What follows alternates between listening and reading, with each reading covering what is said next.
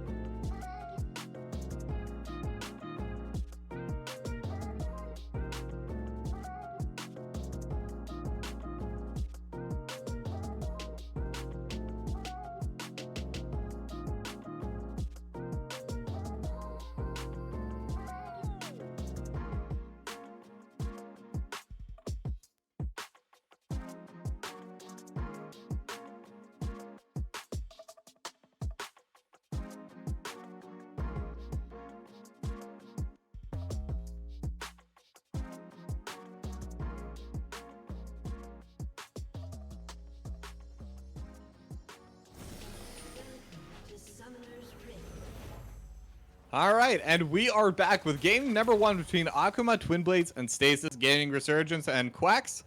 We got ourselves a draft. Yep.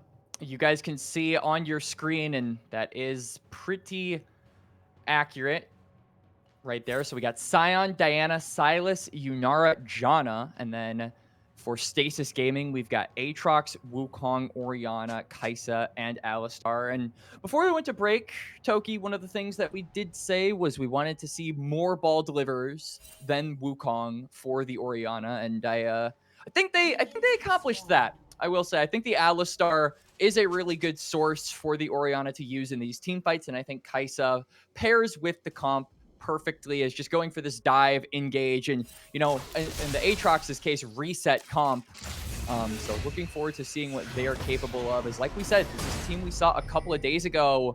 They performed really well in that best of 3, so looking forward to seeing what they have here in the Immortal League against an org like Akuma, who, honestly, Toki, if you're new to the scene or you're new to the like Diamond Masters place, you might not know about this organization, but they're known to perform. Let's just put it that way. Oh yeah, I'm no stranger to this organization. I've seen their success in the past, and I'm sure I'll see even more successes in the future. But one thing that's definitely on my mind right now, we see Fortnite in the mid lane on the Sion. So they moved the Silas up to the top lane, and they do have the Sion in the mid lane. So what are your thoughts on that with this matchup? I feel I don't know. Honestly, I'm not too familiar with the matchup. I can't lie. Yeah, I mean, fair enough. I mean, it's not something that really comes up often. Like, where do you see Sion in the mid lane and a Silas top? The only time I ever see Silas top at my elo, which this is going to be very telling, is when the enemy team picks a Malphite. That's the only time I see a Silas in the top lane. But pretty heavy trading right now coming out from both of them. They're both already at around 1/3 HP, and knowing Hazem at the very least, they could still end up fighting at any moment. Lost from Light, I'm sure, no stranger to that, so would not be too surprised to see an all-in coming up in the top lane soon. Yeah, I think that, you know, we can obviously both junglers pathing up toward that side, so I think in a 2v2 vacuum, I would probably favor the Aatrox because you do have 2 champions that are, you know, prone to looking for engages. That Diana, obviously, with the QE, wanting to go in and constantly scrap with you. Aatrox on the Q3, though, can be really, really deadly if you aren't capable of dodging that. So I actually would feel like Stasis Gaming are a favorite in the 2v2 if it comes down to it. But one thing that Diana definitely does better than Wukong, and it's not even about combat, is clearing. So she's going to finish the full clear before Mags, and will get to that crab before the Wukong can react. And he knows it as well. He will probably just head toward that bot crab where maybe he sees the Diana contest. You can actually see Fiery crossing over, and he does have bot lane prio. So. Yeah, and I mean, that just shows how fast the clear speed on the Diana is. Just able to contest the second crab at the same time as Mags goes for the first, but Mags gonna be able to smite that away and just walk it out. Fiery just ever so slightly behind pace, but that would have been an extra camp. So just showing how fast this Diana can get this pace.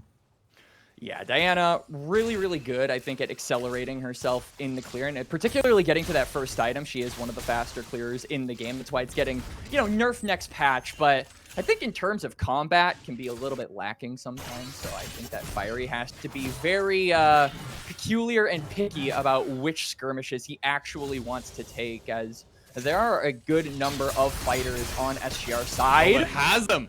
Almost getting burst down. There will be forced to flash away from Lost from Light. Does have the TP, so shouldn't miss too much of this big wave, but Lost from Light right now just really dominating in those trades.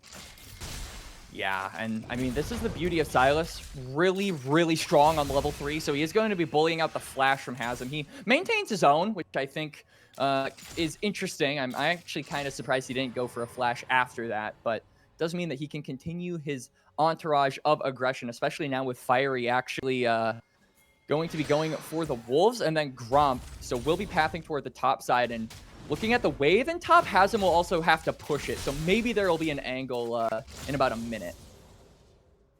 Yeah, it definitely could be an option, and now that we are starting to get more and more into the game, we already have the dragon up, so that's going to be good and ready to go. And at the same time, grubs are going to be spawning decently soon as well. So I wouldn't be surprised, especially because both of these junglers do rely on their level 6. They need that Moonfall, they need that Cyclone to be up before they can really fight the way they want to. So now that they're getting close to level 6, I wouldn't be surprised for them to start going in as Hasm gets to level 6 and is going to immediately pop the World Ender. But Fiery going to be here first. Mags is already on the way, so this could still turn. They still have the World Ender riding, and Lost from Light will steal away the Cyclone, which does buy enough time. But now there's a TP coming in from behind, and that's going to be Fortnite. This is a Scion TPing in. Unstoppable Onslaught is available, and immediately going to get popped. Mags flashing over the wall, and Fiery will be the first one, but immediately traded by the Soul Furnace. As now Lost from Light needs to try and get away from Hasm. Hasm is completely alone, will get the Darkened Blade, and that's just going to be a 2-for-1 for Stasis Gaming. And that's such a good rebound for Hasm as well, because we were worried that he might get collapsed on by the Diana, but he dings level 6, he gets the World Ender like you said, Toki, and he's able to turn the fight. And that is also going to be good because he pushes in that wave. No teleport from Lost from Light means that he might miss, I would say about half a wave. I don't think he'll lose this entire wave, but it's a really good recovery here for the Aatrox after such a detrimental trade, forcing him to burn his own TP and flash. Yeah, and 1-0-1 going to have a solid back here as well. Just going to be in a very solid position in the top lane overall. And that should help with this 1v1 trading. I mean, Aatrox in the right position can trade so well, but with the two junglers now pathing down to the bottom, this might be our next focus, especially with the dragon being in the area. But it doesn't seem like either of them are ready to meet, as Marcotte just getting poked out of that tri-brush. Both sides will be able to throw the ward, but definite prio going in right now for the Akuma. Yeah, Akuma. Diana, a really quick objective taker as well. So they could try and leverage that. She can also get over the wall to avoid some of that vision. You can see SGR have planted down on the bot side river, but my worry would be, you know, getting caught, being able to track down where this Wukong is, because that Shockwave combo is available. I mean, the level 6 was dinged for Mag, so if he is spotted on this dragon, could be in a bit of a pickle, but it doesn't look like that is going to be the case. Like we said, he dashes over the wall, avoids that vision, and sneaks away the first objective of the game. Yeah, and that's so big for Fiery as well. I mean, in the 1v1, I do think Wukong beats out the Diana in terms of straight fighting. Diana just wants to win by out-farming the Wukong. But right now, they're tied in farm, except that Fiery has also gotten the objective over Mogs right now. Or sorry, Mags. But Mags is going to be trying to trade that back right now with Exodia. Like I said, strong combo together. They're just going to take the grubs, so a bit of a vertical trade there, but a little bit of trading happening on the bot side as Marcotte gets taken down decently low, but it's an Alistair. We'll have a little bit of sustain to stay in the lane. Yup. So you see Lost from Light is in a bit of a difficult situation. I think that Maw being bought for Hasm is a really big deal. It means that he can not only trade super heavily with hang on. Oh, not Fire two. Yep. Well, at the very least, it's still going to be the feats of monster slaying. Point going towards Stasis Gaming, but never feels good, especially when you take so much time trying to get it that low. Yeah, and you can still see Hasm unafraid that the Diana has shown herself topside, and this kind of goes back to how much value the Maw actually gets in this game, because not only does it allow you to help in the trades against the Silas, but I mean, you don't really fear the Diana at this point. She's not even on first item, so realistically, Hasm can 1v2. Oh, but now World Ender is going to come through, and Hasm was considering going underneath the turret, but I think considering the healing Silas can bring out at a moment's notice, probably the right call not to go, especially without the wave. Yup, so he is going to be forcing the reset from Lost from Light. Should be able to shove that wave in, get another reset, or actually looks like he's going to allow it to freeze, so or it'll push back to him, which should be good. I am interested, though, about that, simply because we see Mags on the reset, so it's not like you're setting up a trap for your Wukong. Maybe you just want to try and bait the Silas into a bad fight. We'll have to wait and see as, yeah, I mean, my eyes are just constantly glued to the top lane. We know what Hazard is capable of. We saw it just a couple of days ago, and it seems like this really is the ace in the hole here for SGR going forward, as AKM are basically a full engage comp, especially on that top side, and Aatrox loves getting engaged into. So if Hazem leaves the lane and is able to kind of snowball like this against the Sylas, then it could be a really, really damning situation for Akuma to be faced with. Yeah, definitely, but Shaco's gonna come out immediately buffered though, and that's gonna be the decimating smash. Fire gonna be here as well. Exodia trying to flash away, but went the wrong way, and with a Moonfall, it is going to be a kill, as now Mags looking to trade back onto Fiery. It's still a 1v2, Soul Furnace is there, but Fortnite not gonna be able to bring out the damage. Mags gonna be able to get one, gonna be able to get another, and that is a triple kill going over to Mags. Hazem. Yeah, hasn't been lost from light. They're still trading quite heavily. World Ender is not available, though. I think if it was, Hazem definitely would have kept that fight going. Yeah, so Hazem almost managing to maybe turn that 1v1 around, but Mags turning the 2v1 around and making it a 1-for-2 for SGR, also claiming the feats of warfare for his squad in that trade. Really good start for the Wukong too, as like we've talked about in this game, Wukong is a champion that really doesn't get accelerated until that level 6, and I think we didn't get a lot of attention from him early, which was good, but the moment he does get that Cyclone, obviously it's been a little bit, I think he has been more proactive on the map, and now he's really close to that first item, should actually be able to get it on resets, and yeah, Wukong with Triforce is nothing to be trifling with.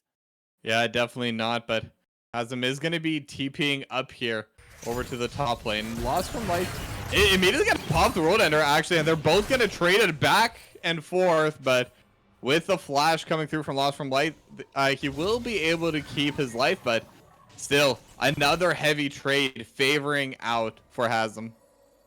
Yep, Hazem, yet again, just bullying the Sylas in this.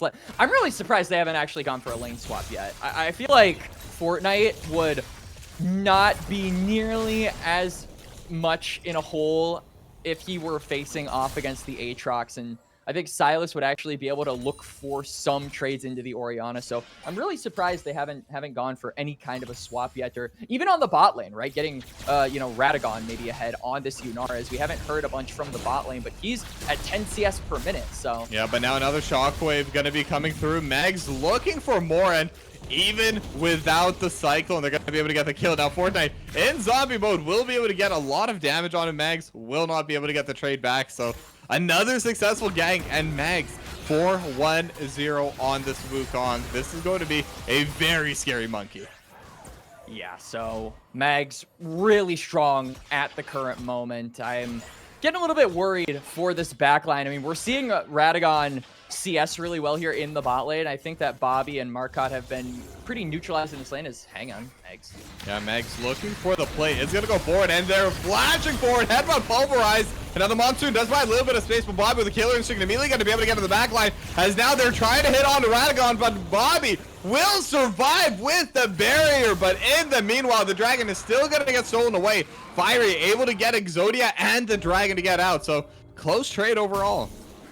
Yep, good stuff, I would say, though, from SGR at the end of the day. I mean, sure, you end up losing the dragon. You're actually going to lose mid-turret along with it.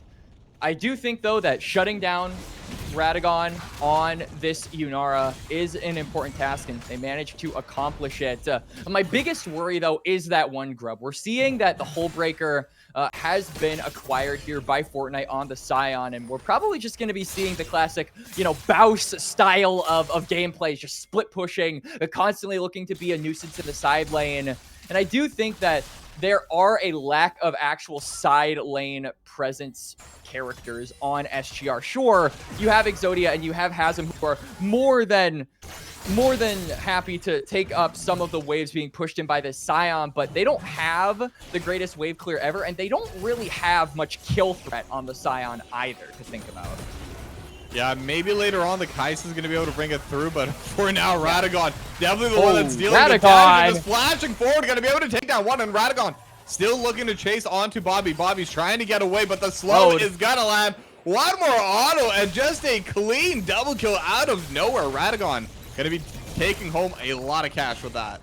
That one felt a little bit personal. He was saying this was for the bot lane play a couple minutes ago. He flashes on the SGR bot lane's heads, and Manages to secure that double now. Fortnite starting to get pretty low. Will be forced to flash, but at the same time, will be able to take the turret as the rest of Akuma Twinblades. They're just going to get started up in this top lane, and they should be able to get the Herald for themselves. They've been really good about the objectives. Only thing they obviously haven't fully claimed were the grubs, but even then they got that one little tick of it at the end with Fiery being able to steal that one away. And even though SGR do have a kill lead at the moment, it does feel like Akuma are honestly the ones in control of the map as we coast around the mid game. They have the Dragon soul stacking in their back pocket. They've got a little bit of grubs power so they can have a side lane threat, and now they have the Herald, so if they can find some kind of a pick, some kind of a play, they can just turn things from bad to worse for SGR, or alternatively they could save that until 2.5 minutes when this third dragon spawns, and that would be soul point for AKM. Yeah, but it's important to note Radagon did just pop the call, so that's going to be a little bit of extra gold. Bobby has one as well, but still has 9 charges left on it, so not going to be able to get there quite yet. As Fiery could have found a strong angle in the back line, and immediately going to go in, but immediately pulverized, flashing in with the moonfall. Look at the damage! Fiery trying to deal it all, and Bobby going to be the first to fall, but Fiery's going to be traded. Shockwave lands on and 2. They're able to get 1 meg. Even able to get away, and now Fortnite still in the front of them, but Melania is going to be taken down. Hazem has TP'd in, and Hazem has had their fill. Just going to be able to take down 4 for 1 in favor of Stasis. Really good rebound there from Hazem. The teleport in from the Aatrox changed the entire trajectory of that fight. It was looking like Fiery and Fortnite kind of pincered the rest of SGR, put them between a rock and a hard place that they wouldn't be able to get out of. But then the Aatrox, the damage comes through, and he manages to make the difference. The SGR top laner saving his team from what surely could have been a doomed fight. Yeah, definitely. And I mean, Mags getting away and almost no HP. Exodia getting an almost perfect shockwave in that team fight. I think all of those were necessary even with Hazem's help. Fiery finding such a strong angle to start, but unfortunately just wasn't enough. Radagon got deleted so fast. Same with Melania. Has lost from life.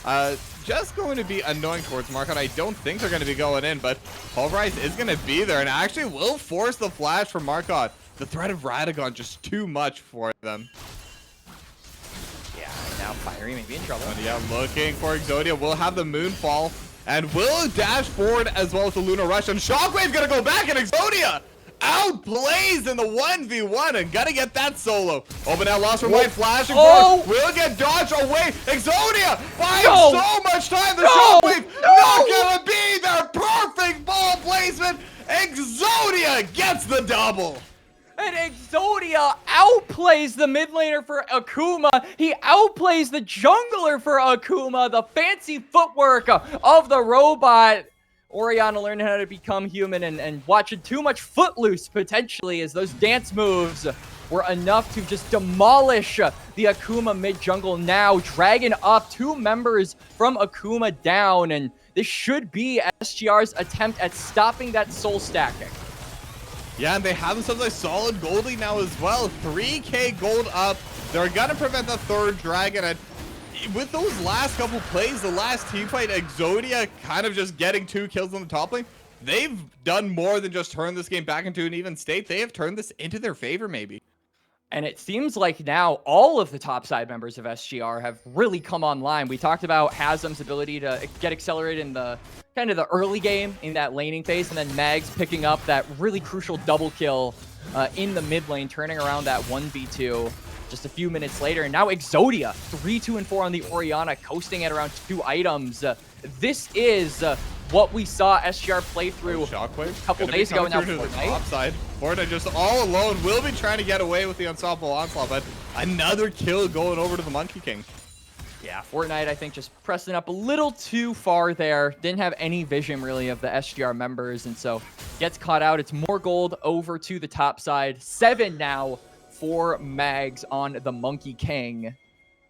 The real question is just, can you turn around this game through objectives? Because sure, you've got the kills, sure, you've got the gold, sure, your top side is in a really secure state, but AKM do kind of dictate the current pace of the game. They've got that mid lane turret, and I think it has provided them so much more room to breathe and so much more room to maneuver this map and get wards down and prevent SGR from actually looking for a lot of these pick plays that we want to see when you've got champions like Wukong and Alistar. Yeah, definitely, but Akuma definitely not out of it either. We talk about Mags, we talk about Hazem, but right now in the bot lane, Radagon is up on Bobby. It's not a huge lead, but it is definitely there. And it's also Yunara. Yunara is so good at cleaning up fights. If they get that dream moonfall into the unstoppable onslaught with Radagon just auto-attacking all throughout, I think Stasis gaming can definitely fall. So if Akuma find a good angle, there's no fight, or they can definitely win out on fights even now. Yeah, but I mean, that Audicon is on the bot side, and Fortnite doesn't have teleport. So if SGR find a pick, maybe they just rip onto that bot side objective. I'm actually surprised they're not threatening it now with the mid and bot lane push that they have, and just the numbers advantage that they can threaten onto Akuma's. They do seem to be moving toward it. Yeah, they're definitely going to be trying to at least rush this out, or at the very least try and pull people towards it, but they're just going to pull it. I'm actually a little bit surprised about that. Already down to 10k, they actually shred this so fast, and Akuma is going to be on their way, but they might not be here in time. And now Fiery's still looking for the angle and will jump in, but not going to be enough. The Moonfall on 5 is still not going to do it. It's going to be the Audicon going the way of SGR, but Fortnite, at the very least, still split pushing hardcore. Should be able to get this tier 2. Is now lost from Light, could be in a bad spot, but will be able to just back away safely. Yup, and now, ooh, Fortnite maybe in a little bit of trouble. Does have the ult, though, to try and escape. Yeah, but also has the help of Radagon in the top lane. So this is a 1v2, but Radagon gonna get hit. Bobby has the killer instinct angle if Bobby wants to go for it. But right now, I think Hazem's just calling for it. Just Bobby, help him! But Bobby gonna be going in now. A little bit too late, I think. Radagon is still alive, still autoing over, but Bobby gonna be able to get the kill and will be able to get both. So I take it back. Bobby knows what he's doing and gets the double. I was a little concerned this guy was going to be like cosplaying Fnatic upset. Just, you know, KDA in danger, must run away. As Hazem was doing such a good job at maneuvering that 1v2, but the Kaisa turns around, manages to secure the 2-for-1 trade in favor of his team, and now has those 2 items, should be able to back and get a fair chunk of that third one. It seems like they are just finding ways to accelerate all of their pieces on the board. Meanwhile, AKM, you have control of the objective, sure, but how much longer can you claim to keep control of those? Because your pieces are significantly more behind than SGR's. I'm really looking specifically at this Diana. 3 and 5 hasn't really had a lot of opportunities to make an impact on this game, minus that recent dragon fight that Hazem managed to turn around. So we do need to see some of these late game threats from AKM come online, because as it stands, SGR, I feel, are just navigating their scaling a lot better here. Yeah, definitely. And they're even looking to just start pushing down this middle lane. But Radagon, if you're not able to get onto this Yunara, Radagon will be able to deal a ton of damage back to you. But they're all starting to get set up. We have Dragon spawning in just 10 seconds. But now Markon going to be the one to pull the triggers. And Fiery able to pull on a 3 with the Moonfall, but will still get finished off in no time at all. And now it's going to be Fortnite on the wrong side of the map. So Zether is going to go the other way. They're able to find 2. Lost from Light, the only survivor on that side. And the Fortnite gamer manages to get into the opposite base. But everyone else is going to their own fountain.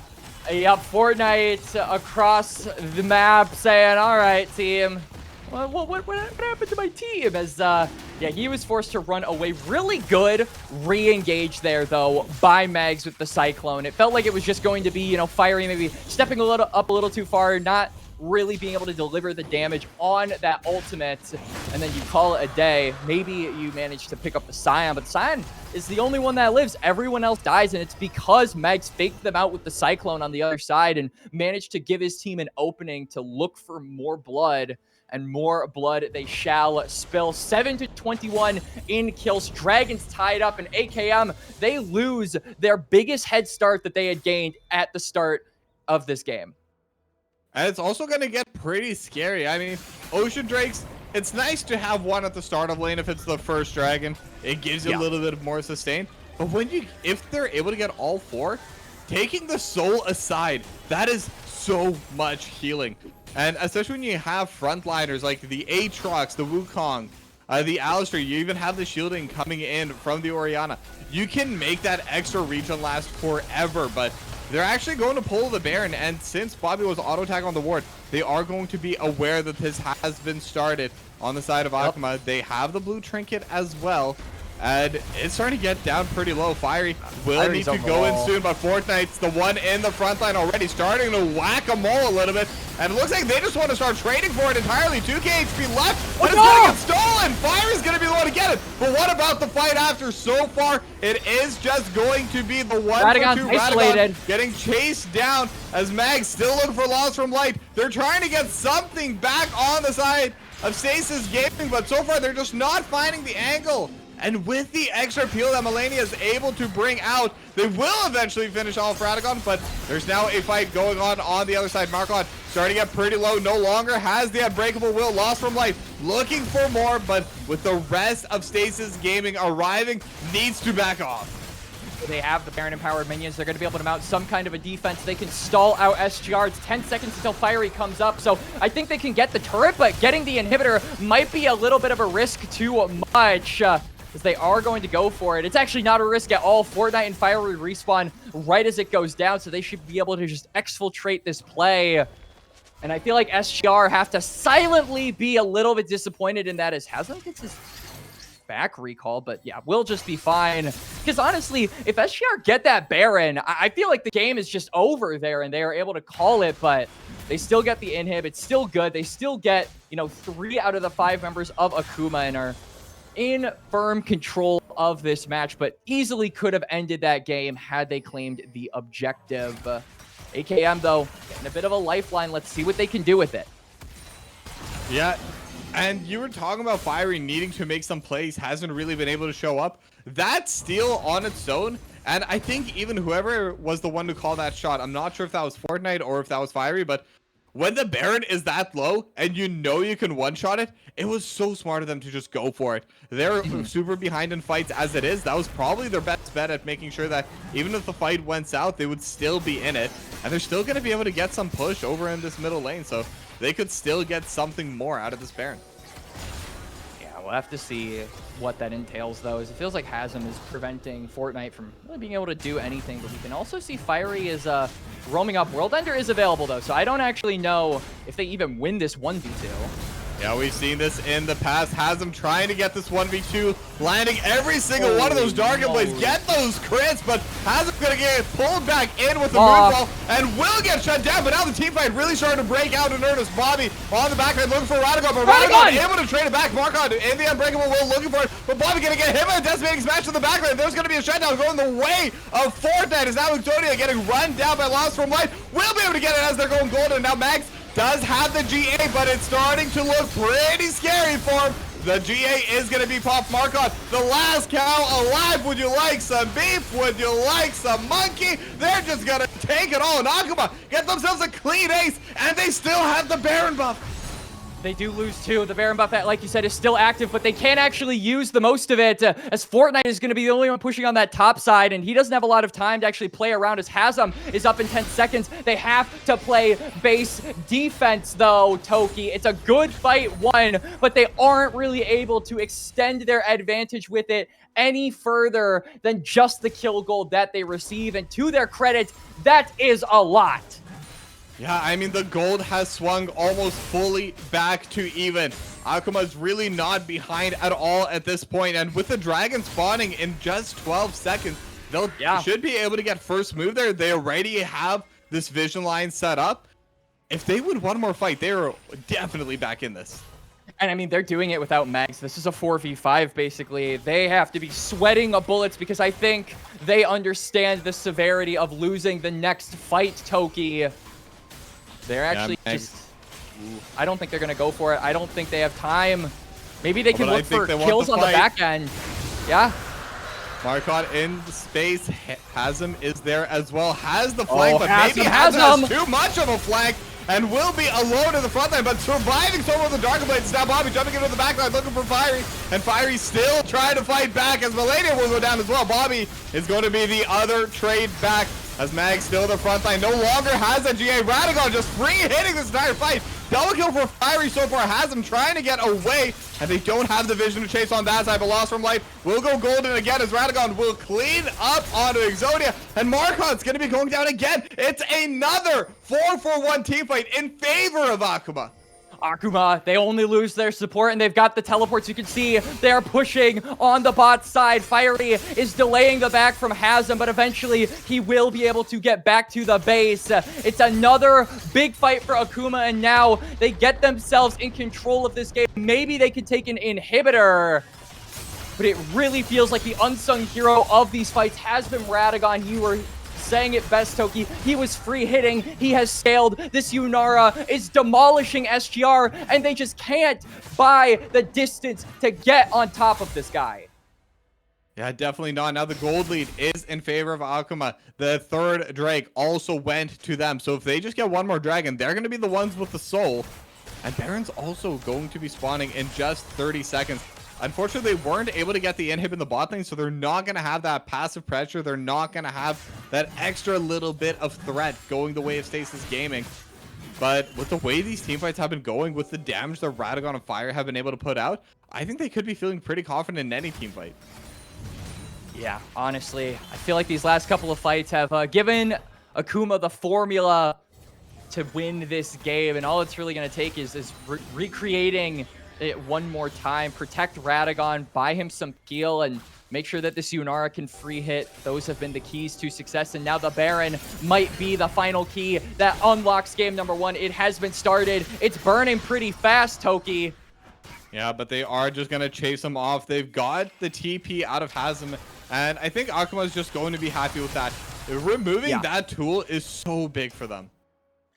Yeah, it definitely is, and we didn't really talk about it, but AKM now on soul point. They had their soul stacking halted for about 10 minutes while SGR were taking over the game, but now really it feels like SGR on a bit of a timer to make something happen, to make the game-ending play, because as it stands, if you are fighting the dragon right now, if the dragon spawns, it would probably go the way of AKM simply because they have scale, they are stronger, and SGR don't have the advantages that they did 5 to 7 minutes ago. So you need to be finding some kind of a play. You need to be finding some kind of a pick between now and then to give yourself that extra edge in that fight. No, 100%. And I think the biggest threat right now is Radagon in the spawn lane. I have never seen what that Cyclone animation looks like outside of a teamfight when Silas still... I'm sorry, but that was one of the most ridiculous things I've ever seen. He was just trying to imitate Wukong's spin, but I mean, Silas spins a lot already. You know, when look at his passive autos. He's spinning around. I want to see what that looks like when you have a Cyclone going and you have those spinny auto attacks at the same time. I feel like that is definitely he probably would get really dizzy. I feel like we could. I feel like if there was like a video called like League if it was realistic, Silas would probably get dizzy every other time, and the player would have to play with a monitor that looked like they were inebriated. Yeah, we've definitely all had games like that in the past there, so we all know what that's like. Hey man, I just turned 21 a little bit ago, so yeah, you're in the States. Speak for yourself. Yeah, I mean, that's fair enough. I'm the grandpa here on the scene. I guess the unk, that's what we... Yeah, that's what kids use these days. Yeah. Yeah, but either way, both teams now starting to group up in this middle lane. It is going to be a clean 5v5. Looking at the TPs, Fortnite and Lost from Light are still going to have theirs available. Exodia has it, but doesn't seem like either team wants to be late to show up to these fights. They're going to get the setup, and Baron's up, and they may have found Fortnite. Right. Maybe not the target you want, but it's still going to be a little bit of poke damage going the other way. They take him down to about 70% health, but he does have teleport, so even if you do chunk out this Scion, he will be able to, return right back to the fight. That fight will be coming up much sooner and much quicker than you think. It is about 10 seconds until Dragon, but Baron is also up, and you can actually see Fiery is moved up toward the topside river, so maybe Akuma are thinking about trying to trade for these objectives, though I feel like SGR it feels really bad, right? Because you want to go for the dragon to deny the soul, but Baron would be so much more useful for cracking open the base. Yeah, and World Ender was forced out of Hazem. Maybe just walked a little bit too far up. Needed that extra move speed to get back to safety. As again, Fortnite going to be taking a little bit of damage, but Fire going in will be able to find the waterfall, and Exodia is just going to get deleted from the game. Bobby trying to DPS out in the back line, and it will go towards the other side, but that's where Radagon is. That's where Fire is. Mag's going to be the next to go down. Marcotte will follow. There is the GA, but the Guardian Angel just bringing you back for a second death. Has them now just trying to pull the wave. They need this wave to stay alive on the side of SGR. They need this, but Lost from Light not going to be able to kill Hazem in time. The World Ender is going to pop, and now we're just going to have that clean 1-for-1 skill matchup. Hazem trying to fight this out, does not have the World Ender, and Lost from Light will miss out on that abduct, but still has the move speed as the World Ender now going to go back, and Hazem might be looking to trade this back. Won't be able to land that second sweet spot, but now the HP starting to swing the other way. But as this trade is going, Lost from Light trying to survive. Kill the Nexus, please save me, and they will do that. It's going to be game number 1 going to Akuma Twinblades. What a big turnaround from AKM in that match. SGR, it felt like after the first 2 dragons, for about 10 minutes, there was a you know, giant ray of hope for their ability to end the game and look to secure the 1-0 up over their opponents. But then it just felt like something kind of flipped in Radagon on that Yunara. Just a switch in his brain, or maybe an item in his champion. The latter of which is probably more likely. But yeah, really felt like the Yunara turned it up to 11. All of Akuma locked in and managed to really turn around that late game. So good stuff from them, but that Yunara in particular, I think, really was the big proponent to that game 1 victory. Going into game number 2, though, as we kind of look forward a little bit, Toki, I do have to say, I think Akuma maybe a little bit not satisfied with that win, because obviously there were that 10 minutes where you were behind. There were a lot of plays that I think you blundered. I think the idea and the attempt at getting Hazem behind on that Aatrox was really poorly executed. So I think going into game number 2, both of these teams are going to be looking for a little bit of redemption, but Stasis Gaming Resurgence are going to be looking for one more thing beyond just redemption. They're going to be looking for a win, because a loss here would mean 0-2 out and starting off the Immortal League in that 0-2 section, the opposite of what they are in the AML. Yeah, and I mean, both these sides definitely going to be bringing their all to game 2. We have already seen just how close game number 1 was, but unfortunately, we're going to have to wait to see just how close game number 2 will be, because for now, we are going to be going to a short break, and when we come back, we'll be heading right into draft, so see you in a minute.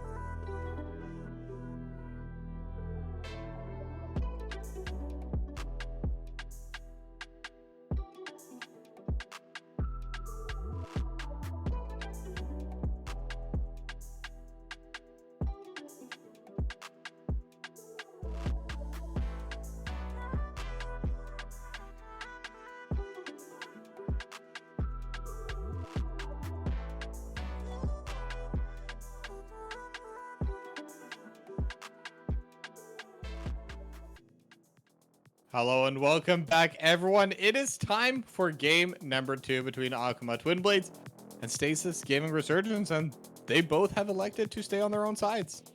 Yep, and oh, okay, never mind. It is looking like we are going to be proceeding with draft, so we will be able to see what the picks are, just in a bit of a different format, it looks like, Toki, as I believe that is Drafter. So our usual overlay, having a few technical difficulties here and there, but yeah, bans already taken off the board. We've got Syndra, Nautilus, and the Rumble, and then the Tryndamere, the Gwen, and the Aurora. It's first pick Jax for Akuma going into game number 2. And Stasis Gaming going to respond with a Maokai. So looking to just try and find ways to maybe circumvent having to deal with that evasion that Jax has, and looking for all of these magic damage dealers that can still punch up to him around this game. Yeah, and we've seen before, well, on Tuesday over at AML, how well Mags can play on this Maokai. Was an absolute massive playmaker. I think ended up having 3 or 4 kills by 10 minutes on the Maokai, and obviously it's an enabling champ, so managed to get a lot of those lanes moving forward. As we also do see the Mel getting locked in. Exodia did play the last time, so would not be surprised to see them lock that in again.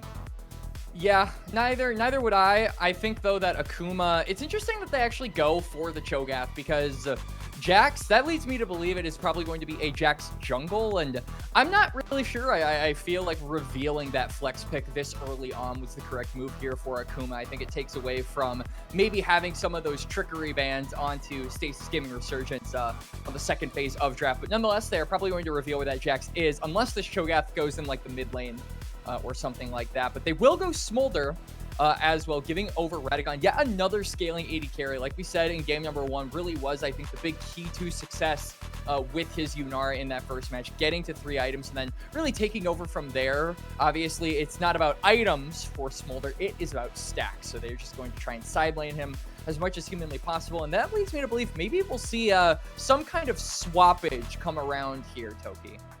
Yeah, I mean, it's definitely possible. Smolder very much would like to bully someone very short range. Now, unfortunately for the Smolder, it is an Ambessa. That's going to be the top lane. So even if they do the lane swap, could definitely get some stacks going there. As potentially we have some of the graphics working. I'm not sure. We're just going to go with it as we are right now. But what we've been seeing at Worlds anyway, and I'm wondering if this is the strategy that they want to bring out, is maybe just send Smolder alone in the top lane and then maybe have Cho'Gath bot lane with the support. I mean, there's been a lot of fancy adaptation to that new 4-minute rule. Yeah, it feels like it might be a little bit tough for the Smolder, though, because obviously you have the flat flap and then the slow from the Achu in order to get yourself out of dodge and give yourself some self-peel. But, I mean, Ambessa is one of the most mobile top laners in the game, can easily catch up to the Smolder once she gets some CDR. So I do think that there is a bit of risk inherently in putting Smolder in a lane by himself with the Ambessa. So that is kind of the other side of the argument for this swap coming through, Toki. I'm glad you kind of led on into it here, as we are seeing the bans complete here for both teams. Now it is going to be a 4th pick up here for Stasis. I would imagine we'll probably just see a support pickup here, or no, they're actually going to go for an AD carry, so they will be locking in the Corki. Interesting pick. I feel like if there is no swap, this could be a bit difficult for the Stasis Gaming Resurgence bot lane to punish the Smolder, because you do have the Valkyrie, but Corki is a really short-range shady carry, and I do think one of the biggest counters to Smolder is bullying him off the wave and leveraging that range. So we'll have to wait and see kind of how that interaction ends up coming through. But Akuma so far a very low-ranged comp in general. Nothing really in the poke department here for them. Maybe they could change that on 5, but that Rise certainly not going to help shore up that weakness. Will give them some additional lockdown. Yeah, and this last pick, it's also going to be a support, so at the very least, they're not going to have too much damage coming out from long range. So, will be a little bit difficult there, but hovering the Karma. So maybe it will give them a little bit of poke damage. You know what? Yeah, I was proven wrong as soon as I said it. Support Karma does deal a decent bit of damage there. And I am getting word from our producer that that Smolder is actually a Senna. So we are going to be seeing, which is interesting, right? Because obviously you still have the stacking, you still got that carry potential, but you are a little bit more on the utility side whenever you pick Senna. And I feel like from what we saw with Radagon in game number 1, I'm not sure I'm the biggest fan of that. You do have a good amount of value with the Shroud, but I feel like when your best when you're Yunar was the guy that really carried the game in game number 1, you want to try and kind of run it back and give him the conditions to do that again. So I'm a little bit skeptical on the Senna, especially when there are a good amount of pick tools as well, things like the public execution, the rel combo, that can really punish this Senna. And the fact that she doesn't have peel like the flap that Smolder would have leaves a little bit of worry in me about Radagon's positioning and really emphasizes that importance going into the lane. Yeah, I mean, it's definitely going to be a little bit harder, but there's definitely some upsides about having this Senna here as well, because when they have the Senna, you were talking about it, they're a little bit short range. Senna is technically infinitely scaling range, so they're going to be able to have that. Her auto attacks are not projectiles, so Mel cannot deflect them back. And Corki, you brought it up earlier when we thought it was Smolder, is pretty short range. So if playing properly, this Senna could get some early stacks just in that lane.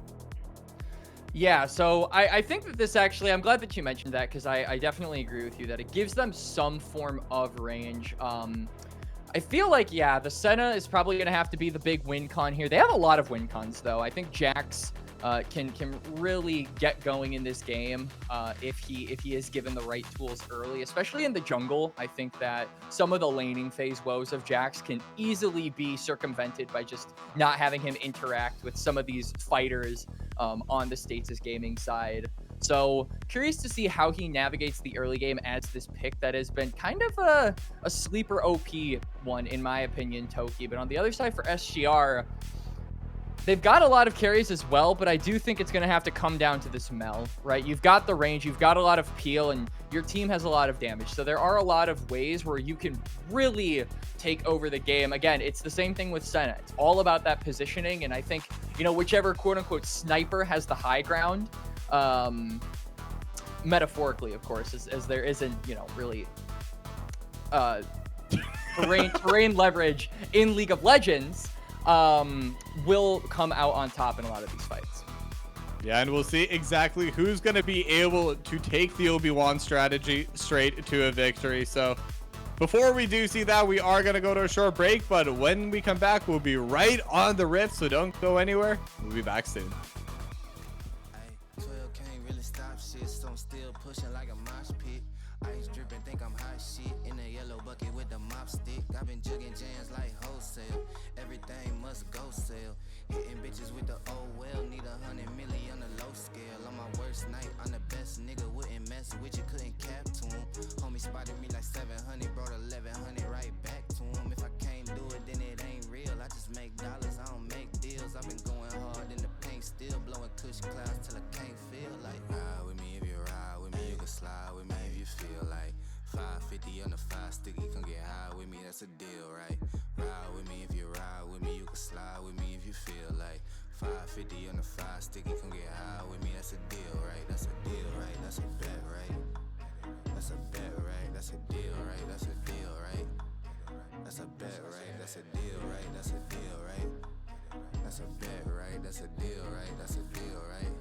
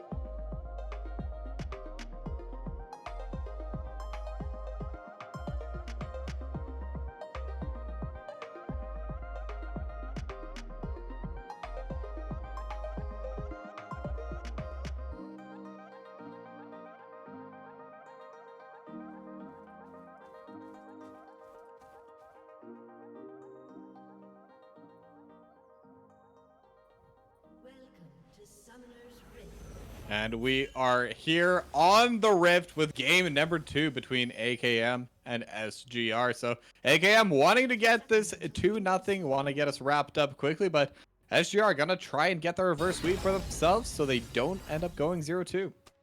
And hey, I mean, this is when we saw SGR the last time. They went down 0-1 and managed to claw back in the next 2 games. So maybe maybe history can repeat itself here in the second time around. But looking across the board so far, we were actually wrong. It is going to be Fiery on the Cho'Gath jungle instead of the Jax. So not too familiar with this pick, especially with its relation against something like a Maokai, but I am a little bit more familiar with the Jackson and Bessa matchup, which I think is probably going to be the big focus for us in this early game here, Toki.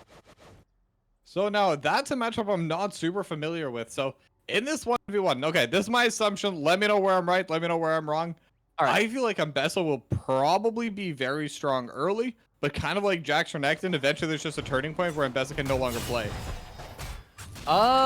You're somewhat right. You would be surprised how strong Mbessa late game is. I think for the first couple of levels, Jax can definitely win, but any champion whose primary source of damage is not their auto attacks usually has a better time. They're immediately going to be going on to Radagon. They will get the Ignite as well. So you were talking about zoning out the Smolder when we were talking about draft earlier. It looks like they're planning with the same strategy with the Senna. Senna, I think, like we said, doesn't have a lot of that peel, so level 1 is very susceptible to getting jumped on by the Rel. Marcotte goes for the Ignite, but Radagon holding onto that barrier, Milena holding onto that heal means that even if they try to look for another engage, they will still have those defensive tools in hand. So good discipline there from the Akuma bot lane not to panic and press a summoner spell that they don't need to, because at the end of the day, Senna self-heals and you have shields from Karma. So there is a bunch of sustain innately from this lane that can help them out against these trades. It's just a matter of making sure that after you get traded on and your health gets chunked, you don't put yourself in that position until you are able to get those HP bars a little bit further up. Yeah, and it's always fun watching to see how different players kind of adapt to that, because as the Senna into the Corki, you are always going to be losing out in those trades. So the question is just going to be, how many stacks are you willing to trade for? And just trying to find that edge where you get as many stacks as possible, but you never lose your tempo. You never lose the prowess that you should have had. It's a very delicate balance to maintain. It absolutely is. And we can see both top laners balancing around their own trades here on the top side, but it seems like Lost from Light is actually getting the better of Hasm right now, as they're both relatively even on HP, but the Jax is a good chunk of CS up compared to the Mbessa this early on, as we can see maybe a play being made by the junglers here. Yeah, Fiery is going to be here first. Megs trying to show up, a Marcotte forced to flash, but they do have the bind, and it's going to be first blood going over to Radagon. Yep, the Rupture is there to, buy the time for Senna to get within range and get that first blood over to Radagon. We've talked about being maybe a little bit more worried about this player's potential to get ahead on a more utility-esque pick, one that doesn't necessarily have that same presence in the early phases of the game. But now he'll be able to shove in this wave along with the support, get that recall, and, get an item advantage here. Yeah, could look for Exodia as well. The Rupture is going to land and not able to block anything else. The Rune Prison's there and flash forward from Fiery. Gonna be another kill straight from the bot lane to the mid. Yeah, but now crash down in the bot lane as well. Melania gonna be getting run down, and the tether is going to be there, so that's gonna be a little bit of extra healing.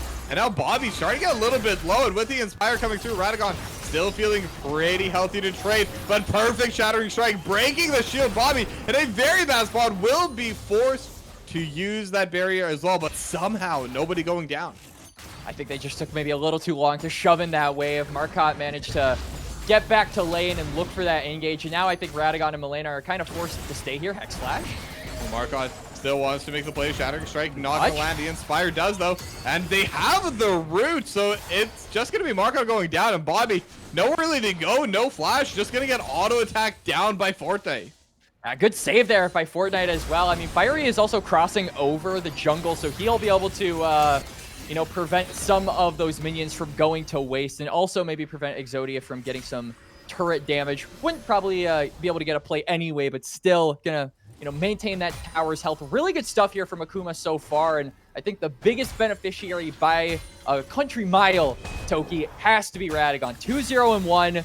We're worried about the reset being canceled, but Fortnite comes to the rescue, and now we'll be coming back to lane with a pickaxe, a longsword, and some boots. So really good base here for the Senna, and really good start here for the AKM bot lane. Yeah, they're definitely going to be feeling really good after those trades. 4-0 on the map. That is going to be the feats of warfare going towards Akuma as well. So could definitely be looking for more.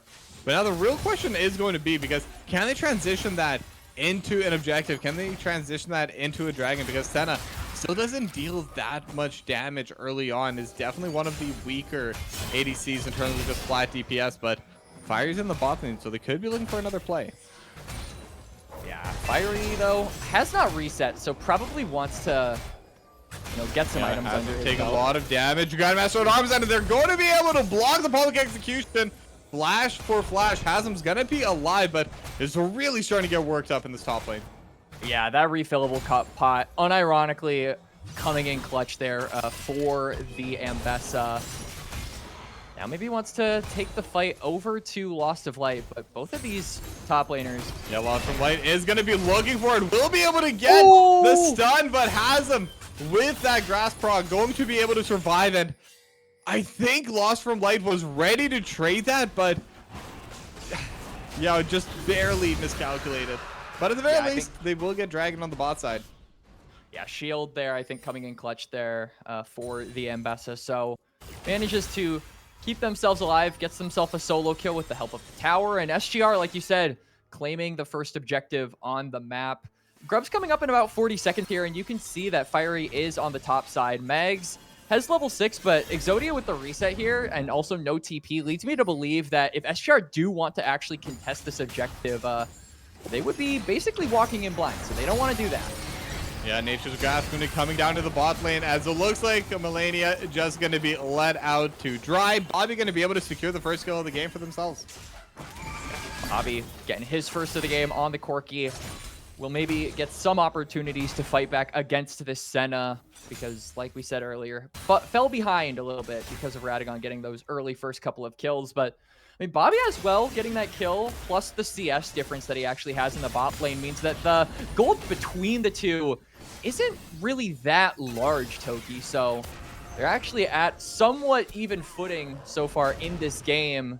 But the same cannot be said for the top side. Like we said, Akuma getting shoved in both top and mid, and just having more presence around these grubs means that they should be able to secure those with little to no fight from SGR. Yeah, and again, Lost from Light just trading so hard in the top lane. Mags is in the area, but Hasm is decently low. Melania going to be walking into the push, will get the war down. So Mags, especially without Nature's Grasp, just really does not have an angle to approach onto these grubs. Fiery also will be able to get the feast stack on one of those grubs. So this Cho'Gath slowly but surely going to be growing. And I'm looking at the items, and is this an off AP Cho'Gath? Yeah, he's got the alternator, so I think he'll probably be going the probably either the Storm Surge or the Rocket Belt doesn't have alternator in it, right? I don't think so. So I don't think so. We'll be going for a more bursty-esque build, which is kind of interesting, right? Because usually you picture Cho'Gath as kind of a frontliner, kind of a tank, and it's not exactly like AKM need any more magic damage. You've got the Karma, you've got the Rise. So I think the biggest struggle for Fiery, who's been having a pretty good early game so far, is actually significantly up in camps compared to Mags.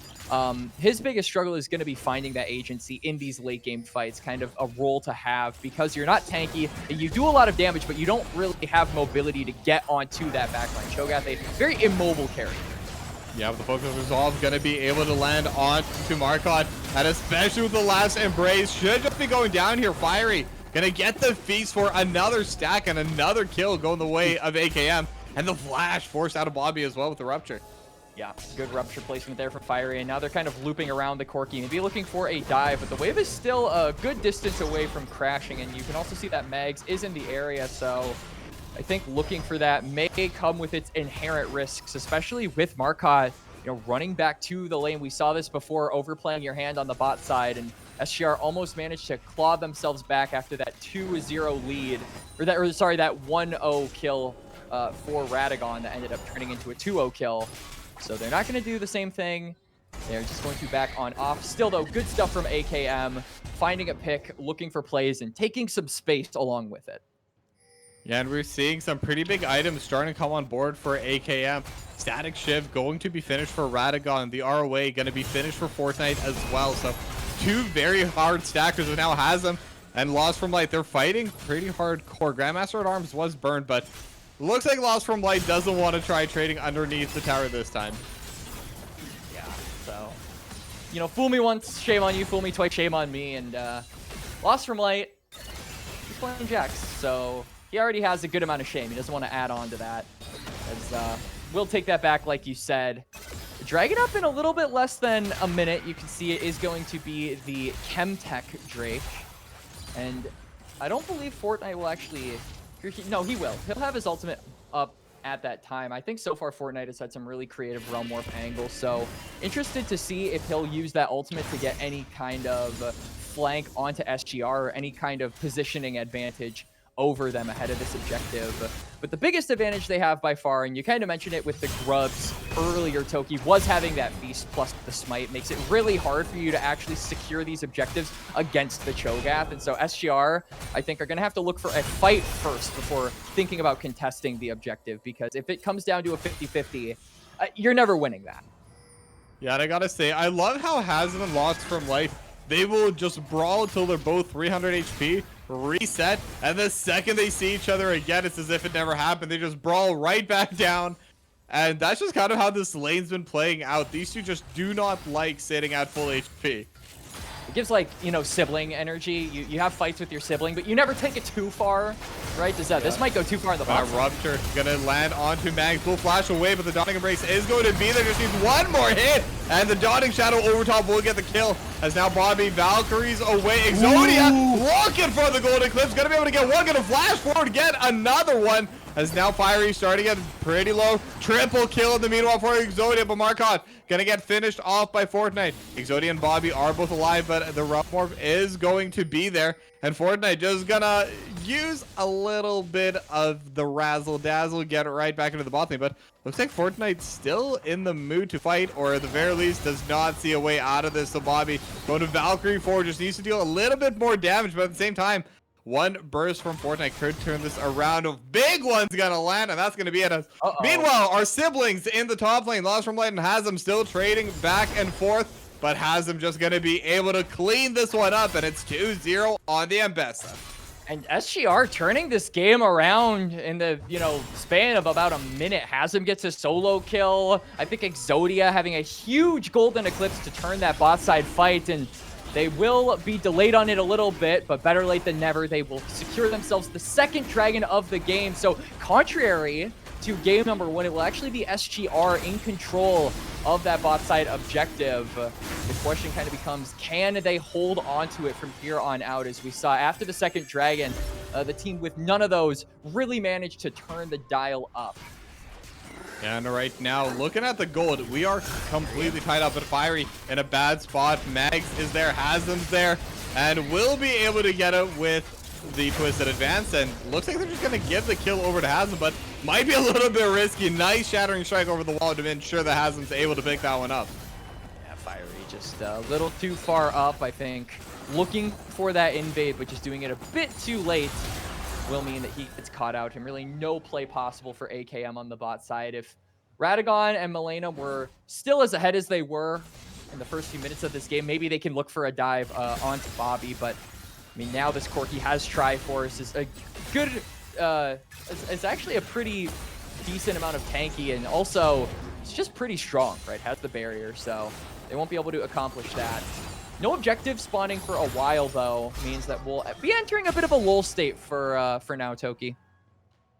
Yeah, the usual 5 minutes of doom, as LS calls it, though. I'm sure Lost from Light and Hazem will try and find a way to entertain us while we wait for the next spawn, but there is Rift Herald in the top lane, next dragon in 3.5 minutes, so there is something to fight for. And with the two junglers currently in the bot side, though, no camps up for Mags on the top side. Looks like there is going to be some focus down there. And I think if Mags can find another play and Bobby's able to get another kill, I think at that point, the amount of pressure that we're currently seeing coming in from AKM in the bot lane is just going to go to nothing. Because Radagon, if you're a Senna player and you feel like you can get one shot, you have to play so differently. Yeah, you really do. I think that Radagon isn't the most behind in this game, but this is kind of the difficulty with a champion like Senna, right? Where even though you do get accelerated a little bit, you get an early static shiv and you have a few kills under your belt, it really is all about that stacking. And until you get to that break point, it's going to feel like you are not necessarily ahead. Maybe you're not behind, but you won't feel like you are in the lead over your counterpart. Yeah, definitely. But in the mid lane, Mags could be looking for a play here. But no, just gonna be backing it out. Marcotte is in the area too, so all three members are just gonna be here in the mid lane. Bobby running down to the bottom to catch the wave, but again, Lost from Light fighting with Has. The public execution is gonna be there. But this time, Fiery's going to be there. They have a couple more autos. They just need one more hit, and Has them gonna get shut down. Fiery the one to take the kill.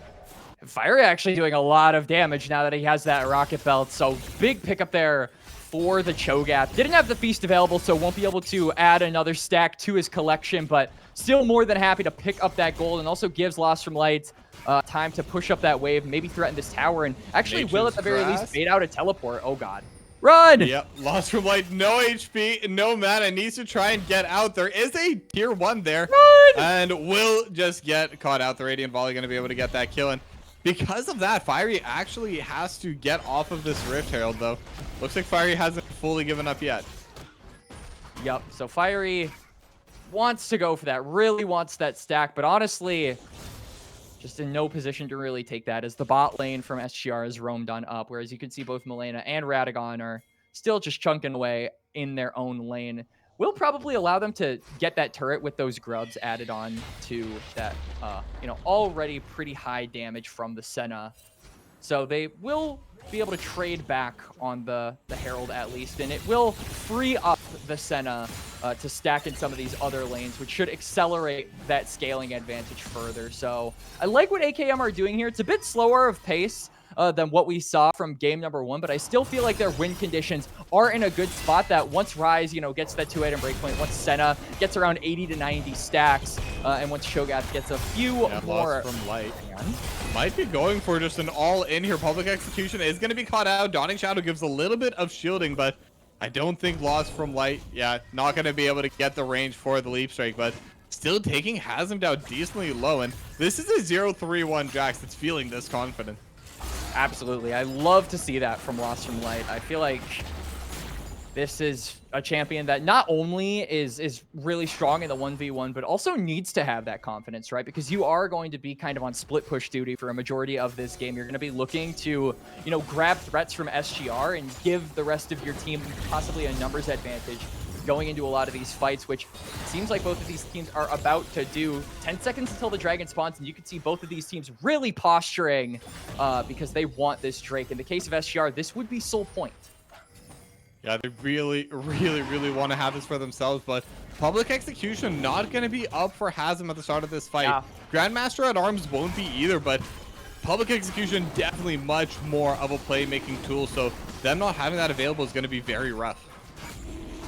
See, Lost from Light is just being zoned here. He's trying to find a way into the fight, but really, with how much CC there is on SGR, he can't face check. Meanwhile, Hazem is getting a flank angle.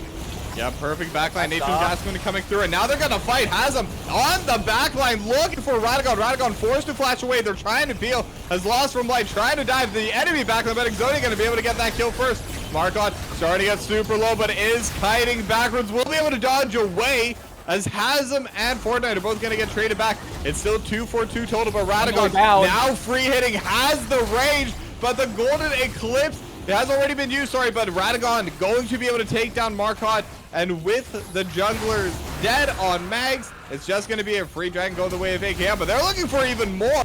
They're going to be able to take down Exodia with a Rupture. Bobby not going to get slowed yet. Rupture should be back up soon, but Fiery just going to run down Bobby. One more auto, and it's going to be a double kill going over to Fiery. And once again, it's Radagon and Fiery, the stars of game number 1, coming in clutch off of the back of that fight. They managed to find Mags. There's no jungler for SGR, so the dragon can't be threatened. And they pursue Exodia, knowing that, like you said, the flash was burned, the golden eclipse was not up, and this Mel had nothing in the tank in terms of peel. So they find themselves a win. It was a close fight. SGR managing to get a couple of kills as well, so funneling some gold still into that Mel. But it feels like AKM getting that dragon does halt SGR's plan to really match them in scaling through objectives for now. Yeah, definitely. But we saw Exodia play Mel in the past, and even though that fight, Exodia did go down, still 7-2-0. So in the next fight, if they're not able to get onto Exodia, the fights are going to look so different. Because this Mel, just with the Golden Eclipse, with the Radiant Volley, just going to be able to absolutely shred people. And I think the fact that Hazem did not have the public execution, even with that flank, made it so much harder to make that play happen. And now Otacon is up, and this is where I think SGR really are kind of at their make or break point, right? We saw this in AML. Otacon was a really important objective in that series for allowing them to get that reverse sweep a couple of days ago over at Aegis. They've got a good amount of space bought. They even got the Herald to buy them some time as the teleport comes in from Exodia. They are on the Otacon, but you can see AKM are not going to give up without a fight here. And this is where fights really become true. This is where really close games end up turning. All it takes is one objective, one team fight, one spell, and a Realm Orb coming in from behind, just trying to get that pincer, and they're trying to zone them away. It is going to be going over to Fiery, and now in the backline, Grandmaster at arms. Florida going to be able to get them first, because they're going to be able to get the second kill as well. Loss from Light does go down, but massive, massive flash counter strike. Yeah,